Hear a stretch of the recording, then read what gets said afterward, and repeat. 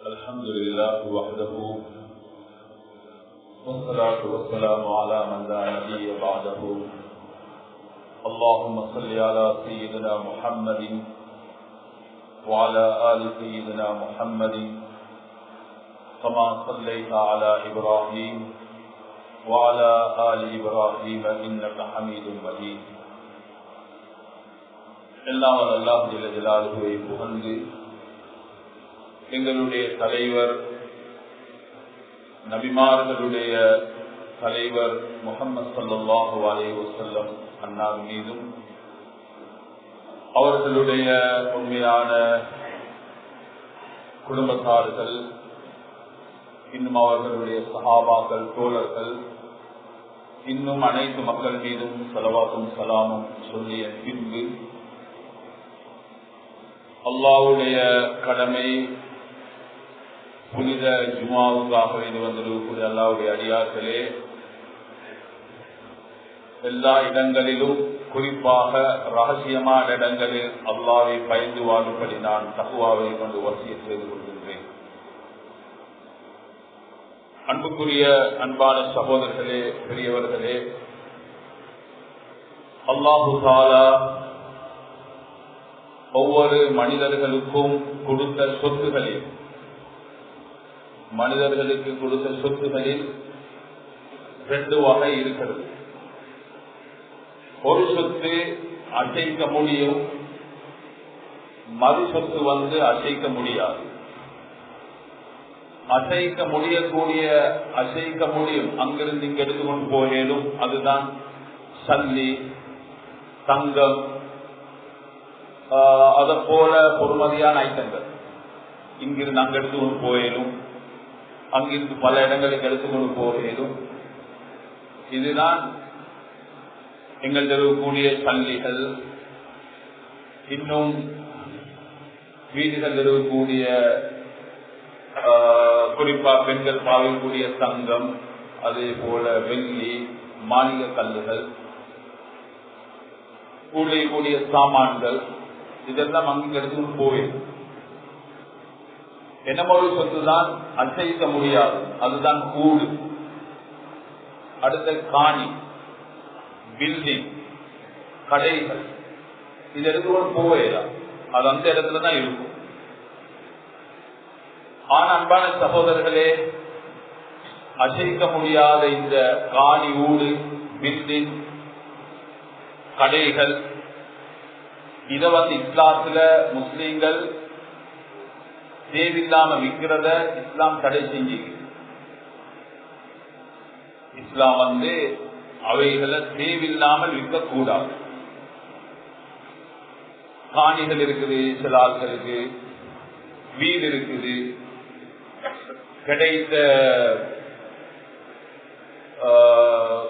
பில்டிங்கள் இருக்குது. இதுகள் வேற வேற தேவைகளுக்கு விற்க முடியாது. ஏனென்றால் வீடில்லாத எத்தனையோ பேர் இந்த உலகத்தில் இருக்கிறார்கள். அவர்கள் கூலி தான் இருக்கிறார்கள், இதன் கஷ்டத்தோடு. இன்னும் சில ஆட்களுக்கு பில்டிங் இல்லை, கடைகள் இல்லை, தோட்டம் காணிகள் இல்லை. சில ஆட்களை பார்த்து யோசனை, எனக்கும் ஒரு சொந்த வீடு இருந்தா நல்லம், சொந்த ஒரு கடை ஒன்று இருந்தா நல்லம். அன்பான சகோதரர்களே, இதுகள் சிலவங்களும் பரம்பரையா கிடைச்சிக்கலாம். அப்பாட சொத்து, அதுபுறம் வாப்பாட சொத்து, அதுபுறம் பிள்ளை கைத்தி. அதனால் இஸ்லாம் சொல்லுது, இந்த எடுத்து அங்கலிகளை போகலாம், சொத்து இது அசைக்க முடியாது, இது விற்கலாம். ஒரு சஹாபி ஹஜரத் ஸஈத் பின் ஹுரைஸ் ரலியல்லாஹு அன்ஹு அவர்கள் கூறுகிறார்கள், சமயத்து ஸல்லல்லாஹு அலைஹி வஸல்லம் யகூல், மன் பாஅ மின்கும் தாரன் அவ் இகாரன் கமினுன் அல்லா யுபாரக லஹு இல்லா அன் யஜஅலஹு பிமிஸ்லி. ரசூல் ஸல்லல்லாஹு அலைஹி வஸல்லம் இந்த ஹதீஸ் இப்னு மாஜா கிரந்தத்துல பதிவாயிருக்குது. சித்தா 6 கிரந்தங்கள்ல சஹீஹான கிரந்தம் இப்னு மாஜா. அந்த கிரந்தத்துலதான் இந்த ஹதீஸ் இருக்குது. ரசூலுல்லாஹ் ஸல்லல்லாஹு அலைஹி வஸல்லம் சொன்னார்கள், மன் பாஅ மின்கும் தாரன், யாரு ஊட்ட விற்பானோ, யாரு வீட்டை விற்பானோ, அவு இகாரன் அல்லது காணி பூமி தோட்டத்தை விற்பானோ, கமினுன் அவன் தரத்தியக்காரன், அல்லாஹ் யுபாரக லஹு அந்த வித்த சல்லில் அல்லாஹ் பரக்கத் செய்ய மாட்டான், இல்லா அன் யஜஅலஹு பிமிஸ்லிஹி வித்துட்டு அதை போல ஒன்று அமைச்சு கொண்டால் பரவாயில்லை, வித்து கண்டால் அந்த சல்லில பரக்கத் இல்லை. அப்ப இந்த ஹதீஸி தான், இந்த ஹதீஸ் ஹதீஸ் கிரந்தங்கள்ல ஒரு பாடம் ஒன்று இருக்குது, ஷுபா, ஷுபாவுடைய பாடம், பாபு ஷுபா சேர்ந்து இருக்கிறது. எது பிரிக்கலா அதை சேர்க்கணும், எதை சேர்ந்திக்கலாதோ அதை பிரிச்சு விடு. அதுக்கு நான் உங்களுக்கு சொல்றேன். வந்து உதாரணமாக ஒரு வீடொன்று இருக்குது, வாப்பா வெட்டிட்டு பெய்திய 4 பிள்ளைகளுக்கு அனாந்திரமாக. நல்லா கேட்டுக்கோங்க, இது வாழ்க்கையில நடக்கக்கூடிய விஷயம். ஏத பேசி சரியா நீங்க கவனம் செலுத்துவோம். உலகத்துல நடக்கக்கூடிய விஷயத்தை நான் உங்களுக்கு சொல்றேன். தூங்கி தூங்கி கேட்டால் விஷயம் விளங்காது. நல்லா கவனத்தோடு கேட்டுக்கோங்க. வாப்பா 4 பிள்ளைக்கு ஒரு ஊட்ட விட்டு வைத்திருக்கிறாரு. வெற்றி சின்ன ஊடு, ஒரு வாசல் தான் இருக்குது, 4 சைட்லேயும் அடுத்தவங்களோட ஊடுகள். அந்த ரோட்ல தான் 4 பிள்ளைகளும் வரும். ஹதீஸ் ரசூல் ஸல்லல்லாஹு அலைஹி வஸல்லம் சொன்னாங்க, லா ஷுப்ஹத, இந்த மாதிரி இடங்கள்ல பிரிக்க முடியாது. இப்ப 4 பிள்ளைகள் சொல்றாங்க, எங்களுக்கு ரோட்டை எங்களை போடுங்க, எங்களுக்கு இந்த ரோட்டை போடுங்க, பிரச்சனை வருது, பாருங்க ரோட் போடேருமான்னு சொல்லி ஏழுமென்றால் சேஞ்சிக்க தேவையில்லை. ஒரு காணி ஒன்று இது பெரிய ஒரு 10 பேஜ் காணி, 4 பேரு சொந்தம், ஆனா 2 பேஜ் பிரிச்சு ரோட் போடேருமென்றால் அதுல சேஞ்சிக்க தேவையில்லை. எதுல சேஞ்சிக்கலாம், 1.5 பேஜ் காணியில ஊடிக்குது, 4 பேர் அதுல வாழ்ந்தால் அதை பிரிக்கலாது. இதத்தான் ரசூல் ஸல்லல்லாஹு அலைஹி வஸல்லம் இப்படி சொத்துக்களை பத்தி, காணிகளை பத்தி, வீடுகள் எழுதுறத பத்தி, பங்கு போற விஷயங்களை பத்தி எல்லாம் தெளிவா சொல்லி அந்த பாடத்துலதான் இந்த ஹதீஸும் வருது. யார் தேவையில்லாமல் காணி ஊட விற்பாரோ அவன் தற்கிரியக்காரன். சிலவங்க என்ன செய்வாங்க, விற்பாங்க. என்னத்தையும் விற்கிறேன் கொண்டு வியாபாரம் பண்ண, இல்லாட்டி கல்யாணத்துக்கு, இல்லாட்டி வேற வேற நோக்கத்துக்கு.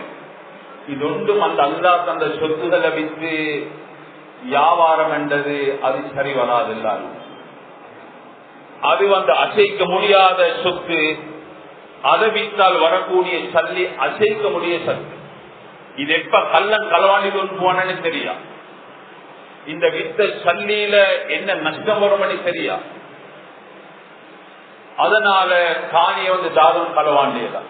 சொந்த காணி, சொந்த வீடுள்ள வீடு, பில்டிங், கடை, இதெல்லாம் அல்லாஹ் தந்த ஒரு சொத்து. இதுல பரம்பரையா பாதுகாக்கப்படும், பரம்பரையா பாதுகாக்கப்படும். அப்பாட பேரனும் அதுல வாழணும், பேரண்ட வாப்பா வாழணும், வாப்பா போறோம் மகனும் வாழும். அதுல நல்ல அமல்கள் செய்ய செய்ய வாப்பாட கபருக்கு நன்மைகள் பெய்து சேர்ந்து கொண்டே இருக்கும். அதனாலதான் புத்திசாலிகள் சில சொத்து எழுதுவாங்க, இதை விற்கலா, யாருடைய பேருக்கு டீட மாத்தேலா, யாரும் கைமாறி செய்யலா. இந்த சொத்து சொத்து மாதிரி இருக்கும். வாரவங்க பாவீங்க, அவருடைய மௌத்துக்கு போல வாரவங்க வாழணும். அங்க தொழக்கூடிய தொழுக, செய்யக்கூடிய விக்கிர் எல்லா நன்மையும் அதை எடுத்து போறவருக்கு நன்மை கிடைச்சு கொண்டே போகும். ஏதா சொத்துகள் இது அசைக்க முடியாத சொத்துகள், காணி, ஊடு, பில்டிங், நான் சொன்னதெல்லாம் இது அல்லாஹ்வுடைய ஒரு பெரிய ஒரு கிருபை. இல்லாத எத்தனை பேர் இருக்கிறார்கள் கூலிக்கு. கிடைச்சவர் அதை மதிச்சு வாழும். அருமை ரசூலுல்லாஹ் ஸல்லல்லாஹு அலைஹி வஸல்லம் அவர்களுக்கு ஒரு காணி ஒன்று இருந்தது ஹைபர்ல. ஹிஜ்ரி 6வது வருஷம் ஹைபர் கோட்டைய முஸ்லிம்களுடைய கொண்டோல கொண்டு வந்தேக்கே ரசூல் ஸல்லல்லாஹு அலைஹி வஸல்லம் சஹாபாக்களுக்கு ஒவ்வொரு துண்டு துண்டா எழுதி கொடுத்தாங்க. சையத்னா உமர் ரலியல்லாஹு அன்ஹு அவங்களுக்கும் சொன்னாங்க, ஹைபர்ல எவ்வளவு காணி வேணும், ஈச்சமர தோட்டம் எடுத்துக்கொள்ளுங்க. ஜுபைர் இப்னு அவ்வாம் சொன்னாங்க, உங்களுக்கு எவ்வளவு காணி வேணும் எடுத்துக்கோங்க. அவர் எவ்வளவு காணி எடுத்தார் என்றால், இந்த தொங்கல்ல குதிரையில ஏறி மறு தொங்கலில் குதிரையில போனார். அங்க போயிட்டு குதிரை தங்களை போகலாம், கையில இருந்த சாட்டை தூக்கி வீசினாங்க. ரசூல் ஸல்லல்லாஹு அலைஹி வஸல்லம் சொன்னாங்க, ஜுபைருடைய குதிரை எங்க போய் சேர்ந்துச்சோ, அதுபோல அவருடைய ஷாட் எங்க போய் சேர்ந்துச்சோ அவரு கொடுங்க. அதுல காணி ரசூல் ஸல்லல்லாஹு அலைஹி வஸல்லம் அவங்களுக்கும் கிடைச்சிட்டு எடுத்துக்கொண்டார். அந்த காணியில ஈச்ச பல மரங்கள் வரும், பழங்கள் உண்டாகும், அறுவடை செய்வாங்க. அதுல ஒரு யகூதி வேலைக்காரர் வச்சாங்க. யகூதியில சொன்னாங்க, பழம் வந்தால் எனக்கு ஒரு அரவாசி மதீனா அனுப்பிவே, உனக்கு அரவாசி. ஏன் நீ இதுல பாடுபடுறாய், பராமரிக்கிறாய், தண்ணி ஊற்றுறாய், உனக்கு அரவாசி, எனக்கு அரவாசி. சத்துருல்லி வசத்துல்லா, அவருக்கு அரவாசி, எனக்கு அரவாசி. அதுபோல ரசூல் ஸல்லல்லாஹு அலைஹி வஸல்லம் சொன்னாங்க, நான் சிலவேளை மதீனால இருப்பேன், என் காணியில ஈச்சபலம் வந்திருக்கும், இப்ப எனக்கு வந்து போலேலாம், நான் என் ஒரு சஹாபி அனுப்புவேன், அவர் வந்து செல்லுவாரு. ரசூல் ஸல்லல்லாஹு அலைஹி வஸல்லம் அவருடைய ஹக்க கேட்டான், வருமானத்தை. அப்ப நீ வந்து அந்த சஹாபியில கேட்கணும், அவர் வந்ததுக்கு என்ன அடையாளம் என்று கேட்டால் நான் சொல்லுவேன், அவருடைய களத்துல நீ கைய வைங்க, களத்துல கை வைத்தால் நீ நினைச்சுக்கோ நான் தான் அனுப்பியிருக்கிறேன், சாட்சி. இப்ப ஜாபிர் ரலியல்லாஹு அன்ஹு போறாங்க, கேட்டா யா ரசூலுல்லாஹ் நான் கைபர் போறேன். சொன்னாங்க, ஏண்ட இதா அதைத்த வகீலி, ஏண்ட வேலை காட்ட போனண்டா ஏண்ட பகல் எடுத்துடுவாங்க.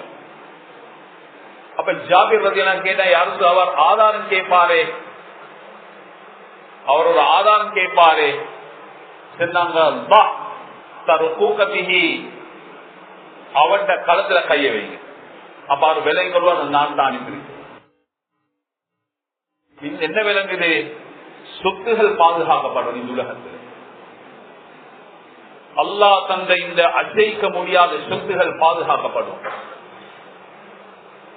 உள்ளே செல்லுவாங்க, இப்ப எங்கள்கிட்ட வந்து சொல்லுவாங்க, அப்பா வாழ்ந்தாரு, அப்பா பருவ வாப்பாவும் வாழ்ந்தாரு, காணியை வித்தாரு, வீட்டையும் வித்தாரு, அவர் என்னென்னமோ செலவழித்தாரு, நாங்க நடு ரோட்ல நாங்க கூலி. எவ்வளவு பெரிய பதுவா! கமினுன் கருத்திரியம்.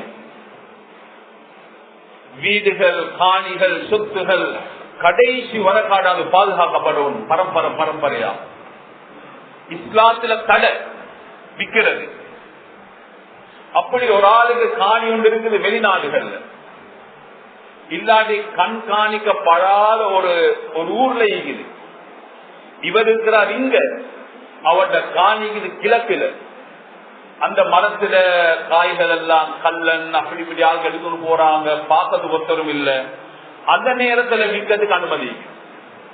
ஆனா ரசூல் ஸல்லல்லாஹு அலைஹி வஸல்லம் சொன்னாங்க, மன் பாஅ மின்கும் தாரன் வ இகாரன் அல்லா யுபாரக லஹு பிஸல் பரக்கத்தில்ல இல்லா அன் யஜஅலஹு பிமிஸ்லிஹி.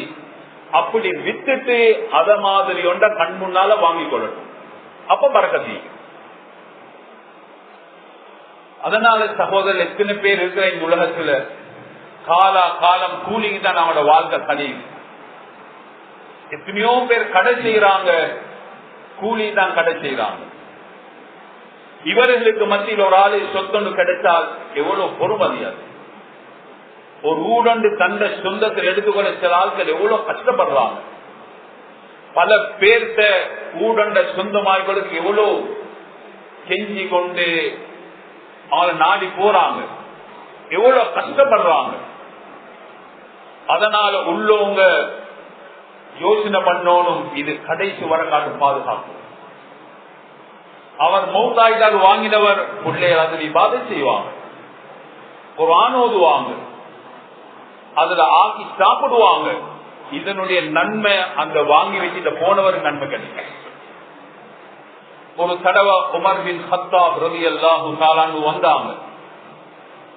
சொன்னாங்க, யா ரசூலல்லாஹ், எனக்கு கிடைத்த சொத்துகள்ல கைபருடைய தோட்டம், அந்த காணி சரியான பொறுமதி, அத போல பொறுமதியான வருமானம் உள்ள காணி எனக்கு கிடைக்கவே இல்லை.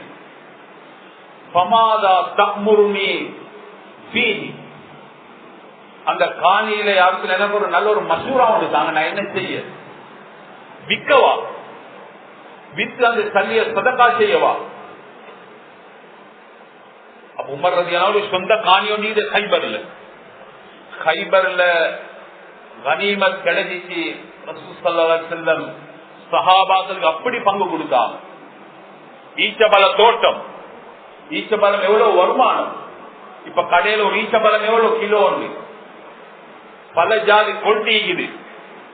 ஈச்சபல்லங்கள்ல 70 ஜாதி இருக்குது. ஒவ்வொரு பிரைஸ். ஒரு கிலோ இவ்வளோ. மரத்துல ஒரு 10 மரம் இருந்தால் தொன்கணக்கு கிலோ வரும். அவ்வளவு சொத்துள்ள ஒரு காணிதான் செய்தனா உமர் பின் கத்தாப் ரலியல்லாஹு அன்ஹு இருந்தது. சொன்னாங்க, அத போல ஒரு சொத்துள்ள காணியாத்துல கிடைக்கவே இல்லை, அவ்வளவு வருமானம். நான் என்ன செய்ய சொல்ல, அப்பமா தம்மூரன், எனக்கு நீங்க என்ன மசூரா தாரீங்க? ரசூலுல்லாஹ் என்ன சொல்றாங்க, எங்களுக்கு படிப்பினை சொன்னாங்க, அல்லாஹ் துபாஉ, அது விற்கப்படையலாம், விற்கலாம். அல்லாஹ்வுடைய ஒரு பெரிய ஒரு சொத்து இது, காணி ஊடு. எடுத்தோடனே ரசூல் ஸல்லல்லாஹு அலைஹி வஸல்லம் சொன்னாங்க, அல்லாஹ் துபாஉ, கைபருடைய அந்த தோட்டமோட கிடைத்ததானே விற்கலாம், விற்கப்பட மாட்டாது. வலா தூஹப், யாருக்கும் கிஃப்டா கொடுக்கப்படவும் மேலா. சொன்னாங்க, உங்களோட பேர்ல காணி இருக்கட்டும், காணியில டீட் உங்களோட பேர்ல தான் இருக்கும். தெளிவா சொன்னாங்க, உங்களோட பேர்ல அந்த காணி இருக்கட்டும். அதனால காணி ஊடு பில்லின் என்றால் சொந்தம் என்றா எங்களுக்கு அது ஒரு டீடோடு தேவை. மோட்டர் சைக்கிள் என்றாருக்கும் புத்தகம் ஒண்டிக்குது, வாகனம் என்றாருக்கும் புத்தகம் ஒண்டிக்குது. விலங்கினி தெளிவானது, இவற்றை தான் இவற்ற பேர்ல இந்த நிறம், இந்த நம்பர். ஒரு புள்ளை என்ற அந்த புள்ளையோட பேர்ல பர்த் சர்டிபிகேட் இருக்குது, இந்த புள்ளையோட உம்மை வாப்ப, இது தவறு இல்லை. அதெல்லாம் எங்கட பொறுப்புல உள்ளது. இல்லாட்டிதான் பிரச்சனை வரும். எங்கட சொத்து எவ்வளோ அவ்வளோ டிடிக்கும். அடுத்தவங்களோட காணி ஒரு சைட்டை பிடிச்சு கொள்ளப்பட்டார். ஒரு ஷான் காணியை குடித்தால் நாளை அல்லாஹ் காலாட்ட உரியவர் வாதாடுவார், யா அல்லாஹ், இவர் ஏண்ட சிப்ரன் ஒரு யான் காணியை குடிச்சு கொண்டார், அல்லாஹ் தாலா அவரை கூப்பிடுவான், நீ இவருடைய ஒரு ஜான் காணியில அநியாயம் செஞ்சிருக்கிறாய், 7 பூமி வரக்காட்டு தோன்றி 7 பூமிக்கு தோன்று அவனை கஷ்டப்படுத்தப்படும் நாளைக்கு ஏன் அநியாயமாய் பிடிச்சு கொண்டார் அவன் தோண்டுவான் இப்படி ஒரு நாளையில தோண்டி முடிப்பான் அது போல அந்த பூமியை தோண்டினத்தை அந்த குழிய அவன் களத்துல மாலையா போட்டுடுவான் எங்கிட்ட கண்டி ஒரு கான் இருக்கிறா அவ்வளவு தான் தேவை அடுத்தவங்க அடிச்சு கொள்ள வார அளவுக்கு அடுத்தவங்களோட சொத்துக்களை பிடிச்சு கொள்ளப்படாது எவ்வளவு அவ்வளவு. இரண்டாவது ரசூல் ஸல்லல்லாஹு அலைஹி வஸல்லம் சொன்னாங்க 2 பேர்ட ஒரு ஊடிக்குது 2 பேர்ட ஒரு ஊடிக்குது வதரீகுஹுமா வாஹித் அந்த 2 பேரும் வரக்கூடிய ரோட் உண்டு 2 ஊடிக்குது வரக்கூடிய ரோட் உண்டு. இப்ப அடுத்தவர் பார்க்கிறார் இவரால் ஒரு கரைச்சல் இவரும் வாரார் இவர் கேட் பூட்டிட்டு போறாரோ ஏதோ ஒரு கரைச்சல் ஒன்று வருது இவர் பார்க்கிறார் இந்த கரைச்சல் தாங்க இயலாமல் இத கொடுத்துட்டு வேறொருத்தருக்கு கொடுத்துட்டு போகுது. ரசூல் ஸல்லல்லாஹு அலைஹி வஸல்லம் சொன்னாங்க அப்படி நீங்க யாருக்காவது கொடுக்கறண்டால் உங்களோட அடுத்தூர் ஆட்ட கேளுங்க அடுத்த ஆட்ட கேளுங்க நீங்க வாங்குறீங்களா அவர் வாங்கினார் ரைட் இன்ஷா அஹத விருப்பம் என்றா எடுத்துக்கொள்வாரு வைஷா சரக்க விருப்பம் இல்லை செல்வார் நீங்க தால்சாரி விட்டுட்டு போங்க. நபி அவர்கள் அப்படியும் அசல் ஊட்டோட பலகத்துக்கு படி அப்படி சொல்லியிருக்கிறார். ஏன் நபி அவர்கள் அப்படி சொன்னாங்க அடுத்தவங்களோட அடுத்தாத்தையும் கேட்டுக்கோங்க. ஏனென்றால் ஒரு ரோட் 2 ஊட்டாக்கள் வாராங்க இவர் இஷ்ட பிரகாரம் மாதிரி விட்டுட்டு போயிட்டார். ஒரு ஆளுக்கு வந்தவர் பழக்கம் இல்லை யார இவரோ திரும்ப அவரோட சண்டை வரும் பிரச்சனை வரும் இவரை விட பெரிய பிரச்சனை வரும். அந்த பிரச்சனை வாரத்தை இஸ்லாம் விரும்பல. காணியால வீடுகளால சொத்துக்களால அடுத்தவங்களோட பிரச்சனை பண்றது இஸ்லாம் விரும்பல. இஸ்லாம் என்ன சொல்லுது ஒரு ரோட் 2 ஊட்டுடையவர்கள் அடுத்தவர் விற்கிறால் அவர்கிட்ட அனுமதி எடுத்துவோம் நான் விற்க போறேன் சக்தி இருந்தால் அவர் வாங்குவார் இல்லாட்டி களவு போய் செல்லி வேறொருத்தர் வித்துட்டு போனால் இவரோட காலம் பிரச்சனை பண்ணுவார். அதனாலதான் வீடுகள் வாங்கும் பொழுது பள்ளிய பார்க்க வேணாம் ஹாஸ்பிட்டல பார்க்க வேணாம் பஜார பார்க்க வேணாம். ஒரு வீடு வாங்குறால் அடுத்தூட்டால பாருங்க அதுவும் இஸ்லாம் சொல்லுது அடுத்தூட்டால பாருங்க. அவர் உங்களோட ஒத்து போறால் உங்களுக்கு பள்ளி இல்லாட்டியும் பரவாயில்லை கடை பஜார் இல்லாட்டியும் பரவாயில்ல நிம்மதியா வாழு நல்ல முகப்பத்தான மனுஷன் இல்ல வேறு நோக்கத்துக்காக வேண்டி வாங்கி அசல பார்க்கல என்றால் நிம்மதியா தூக்கம் போகாது. அதனால் சொல்லே எங்கள் அசல்ல யார் இருக்கிறாரோ பண்பா பழகிக்கொள்ளும். யாராவது பிரச்சனையில தொங்கி இருந்தால் அவங்களுக்கு இடம் கொடுங்க நல்ல எண்ணத்தோட கொடுங்க. அத்தனையிலே குடும்பம் மாதிரி குடும்பம் என்ன என்னது எந்த நேரமே முகப்பத் இல்லை நலவு செஞ்சாலும் பிரச்சனை தான் வருவாங்க குடும்பம். அதே மாதிரி சில அசல்கள் இருக்குது அந்த வீட்டார் இருக்குது எவ்வளவு நலவு செஞ்சாலும் சில தடுமல் காய்ச்சலுக்கு வருவாங்க.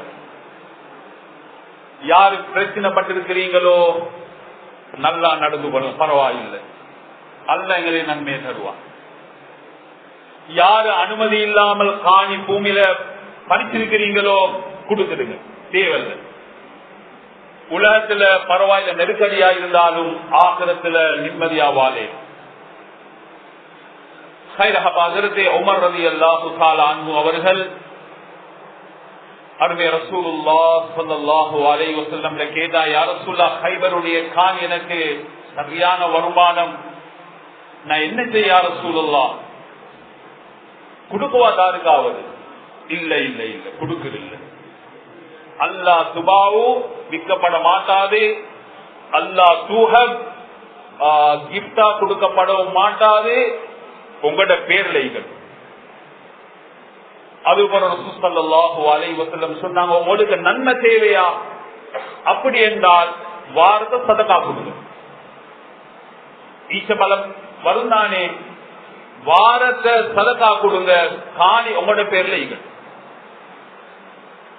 நீங்க எழுதுங்க அந்த டீட்ல, வாரம் உங்களுக்கு சதகா கொடுக்கப்படும். உறவினர்களுக்கு, இப்னு சபீல் யாச்சனை கேட்குவாரோ உங்களுக்கு, அல்லாஹ்வுக்காக வேண்டி ஈடுபடக்கூடியவங்களுக்கு எல்லாத்தையும் கொடுங்க. ஆனா காணி வந்து உங்களோட பேர்ல எவ்வளவு ஒரு புத்திமதி ஒன்று. அசைக்க முடியாத சொத்துகள் பாதுகாக்கப்படும் கடைசி வரக்காடு. நாங்களும் வாழ்ந்து எங்கட ஜனாசா முதல்ல எடுத்து எங்கட புள்ளைய முதல்ல வாழணும். எடுத்தவருக்கு அல்ஹம்துலில்லாஹ் நன்மை பெய்து கபூர்ல சேர்ந்து கொண்டே. அதனாலதான் வராசத்தை, இது அனாந்திர சொத்து. அனாந்திர சொத்து ஒரு வாப்ப மௌத்தானார், மனைவிக்கு எவ்வளவு 8 பிள்ளைகள் இருந்தால் இது பெரிய ஒரு பாடம்.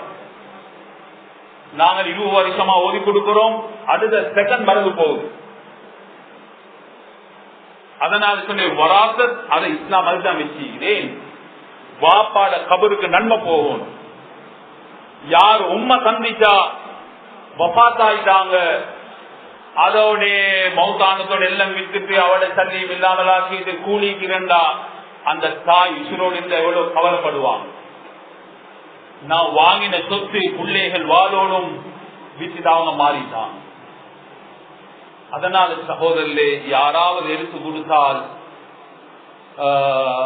யார் எடுத்து கொடுத்தாரோ அவருக்கு அது நன்மை கேட்டுக் கொண்டே சொத்துகள் பாதுகாக்கப்படும். உமர் அவர்களை சொன்னாங்க, வார வருமானத்தை கொடுங்க அல்லாஹ்வுடைய பாதையில். வருமானங்கள் நீக்கும், வீட்டுடைய வருமானங்கள், கடையில வருமானங்கள், சம்பாதித்த வருமானங்கள் நல்ல மக்களுக்கு கொடுங்க. அல்ஹம்துலில்லாஹ் பள்ளி, இந்த பள்ளி புனிதமான கண்ணியமான இந்த பள்ளி வாசல் நிறைய வேலைகள் நடந்தீங்குது. கேள்விப்படி என்ன வேலை வெட்டிய நீங்குது. அல்ஹம்துலில்லாஹ் இந்த மாதிரி இடங்களுக்கு கொடுத்தாலும் பரம்பரையாக நன்மை போய் சேரும். 10 பேர் வந்து தொழுவாங்க, 2 ரக்காத் தொழுவாங்க. அந்த 2 ரக்காத்திலையும் குல் யா அய்யுஹல் காஃபிரூன், குல் ஹுவல்லாஹ் சூரத் ஓதி தொழுவாங்க. அந்த குர்ஆனுக்கு எவ்வளவு நன்மை. சுப்ஹானல்லாஹ், யாருக்காவது சொல்லேனுமா குர்ஆனுடைய நன்மை? ஒரு ஆள் சுஜூதுல போயிட்டு சுப்ஹான ரப்பியல் அலா, சுப்ஹான ரப்பியல் அதீம், அந்த ஒரு தஸ்பீஹ் எவ்வளவு நன்மை. அதனால சகோதரர்களே, குடும்ப வருமானங்கள் இருந்தால், சொத்துகள் இருந்தால் கொடுங்க. ஒரு காலமும் அல்லாஹ்வுடைய பேர்ல கொடுக்கக்கூடிய ஒன்று அல்லாஹ் வீணாக்க மாட்டான். அதனால எங்கட செலவழிப்பும் சரியா இருக்கும். செலவு சம்பாதிக்கிறோம் சரியில்லை, செலவழிக்கிறோம் சரியில்லை, சம்பாத்தியமும் சரியில்லை, தள்ளிதான் அவங்களுக்கு வேணும், ஆனால் செலவழிக்கிறோம் சரியில்லை. ஒரு ஆள் சரியா சம்பாதிக்கிறாரு, நல்லா கேட்டுக்கணும் சகோதரர்களே, பேச நீ கவனம் எடுங்க. யாரு நல்லா சம்பாதிக்கிறாரு அதுக்கு அடையாளம் என்ன தெரியுமா? ஒரு ஆள் நல்ல முறையில சம்பாதிக்கிறார் என்னதுக்கு அடையாளம் என்னது? அவர் சரியான இடத்துக்கு செலவழிப்பார். நீங்க யாரையாவது கண்டால் சரியான இடத்துக்கு கொடுக்கிறார் அப்பா என்றால் நினைச்சுகள் அவருடைய சம்பாத்தியம் நல்ல. தவறான மோசமான கெட்ட பழக்க வழக்கம் உள்ள எங்கெங்கயோ போற ஆள்களுக்கு கொடுக்கறா வச்சுக்கோங்க, அவருடைய சம்பாத்தியம் சரியில்லை. அதனால சரியா சம்பாதிக்கிற அடையாளம் சரியா செலவழிப்பார். அன்பான சகோதரர்களே, பெரியவர்களே, ஒரு தீன்தாரி பணக்காரர் இருந்தார். பெரிய பணக்காரன், ஆனா மார்க்கம் உள்ளவர். என்னமொத்தர் இருந்தாரே பெரிய பணக்கார துனியாதாரி.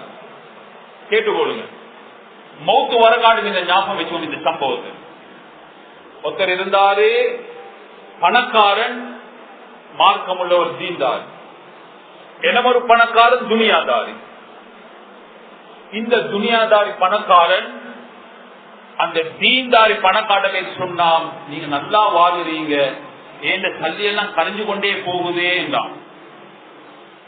அந்த தீன்தாரி பணக்காரிக்கு யாரு? மார்க்கம் உள்ள பணக்காரர். அவர் சொன்ன இந்த துனியாதாரிக்கு, சரி சாக்கல சல்லிக்கு தானே கொஞ்சம் எடுத்துக்கொண்டு போயிட்டு வார வழியில கஷ்டத்துக்கு தாராப்பட அவருக்கு கொடு.